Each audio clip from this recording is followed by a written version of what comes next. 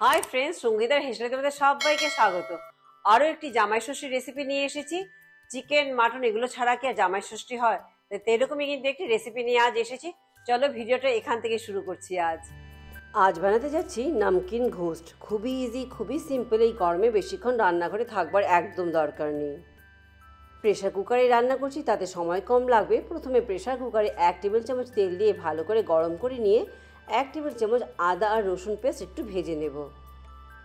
আদা রসুন বাটা একটু ভাজা ভাজা হয়ে গেলে এবার পরিষ্কার করে ধুয়ে পরিষ্কার করে রাখা মাটনের টুকরো দিয়ে দিচ্ছি। এখানে আমি 500 গ্রাম মাটন নিয়েছি। মিডিয়াম হিটে 3 থেকে 4 মিনিট ভালো করে এবার একটু ভেজে নেব। ভাজতে ভাজতে দেখতে পাবো মাটনের কালার কিন্তু একটু চেঞ্জ হয়ে আসবে। এই নামকিন ঘোস্ট রান্না করতে কিন্তু খুব একটা মশলার দরকার হয় না, খুবই কম মশলাতে কিন্তু রান্না করা যাবে। মাটনের কালার চেঞ্জ হয়ে এলে এতে দিয়ে দেবো 3টে মিডিয়াম সাইজের টমেটো কেটে রেখেছিলাম, সেটা দিচ্ছি। 3 থেকে 4টা কুচিয়ে রাখা কাঁচা লঙ্কা দিচ্ছি, 1 টেবিল চামচ গোলমরিচের গুঁড়ো আর স্বাদ অনুযায়ী লবণ। এবার সব কিছু দেওয়ার পর মাটনের সাথে ভালো করে আবার একটুখানি মিশিয়ে নিচ্ছি।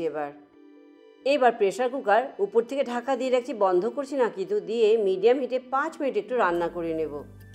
5 মিনিট পর ঢাকা খুলে এবার টমেটোর খোসাগুলোকে আমাদেরকে উপর থেকে সরিয়ে দিতে হবে। এই 5 মিনিটে টমেটোগুলো নরমও হয়ে গেছে, তাই স্কিনটা রিমুভ করা কিন্তু খুব একটা ডিফিকাল্ট নয়। চাইলে পরে আগে থেকেও টমেটোর খোসা ছাড়িয়েও আমরা কিন্তু টমেটো দিতে পারি। স্মুথ গ্রেভি টেক্সচারের জন্য কিন্তু টমেটোর খোসাগুলোকে ছাড়িয়ে নিই জেনারেলি।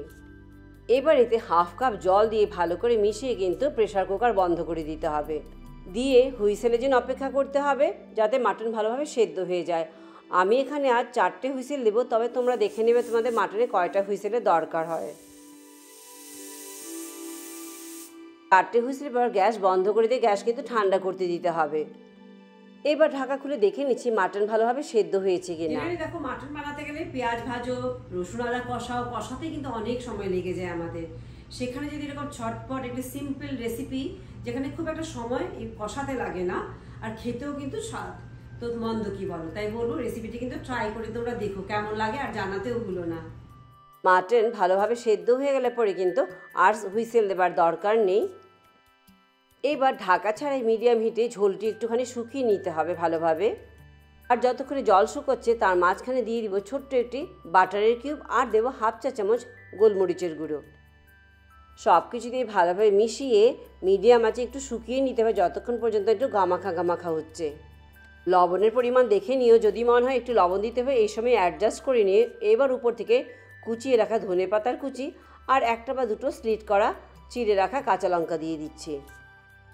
ব্যাস তৈরি হয়ে গেল আমাদের নামকিন ঘোস্ট। খুবই অল্প সময়, খুবই ডেলিশিয়াস। কিন্তু ঘোস্ট কিন্তু তৈরি হয়ে গেছে, খুব একটা সময় লাগেনি। দেখো, তার থেকে বড় কথা অনেকক্ষণ দাঁড়িয়ে থাকতে হচ্ছে না গ্যাসের সামনে এই গরমের মধ্যে, সেটাই হলো মেইন পারপাস। এই জামাই ষষ্ঠীতে কম সময়ে এই নামকিন ঘোস্ট রান্না করে কিন্তু ভাতের সাথে পরিবেশন করতে পারো। ভিডিওটি আজ আমি এখানেই শেষ করছি। ভালো লাগলে লাইক, শেয়ার, সাবস্ক্রাইব করতে একদম ভুলো না। আরো অনেক রেসিপি নিয়ে, মেইনলি জামাই ষষ্ঠীর রেসিপি নিয়ে তোমাদের কাছে আসবো। সবাই ভালো থেকে চলো, বাই বাই।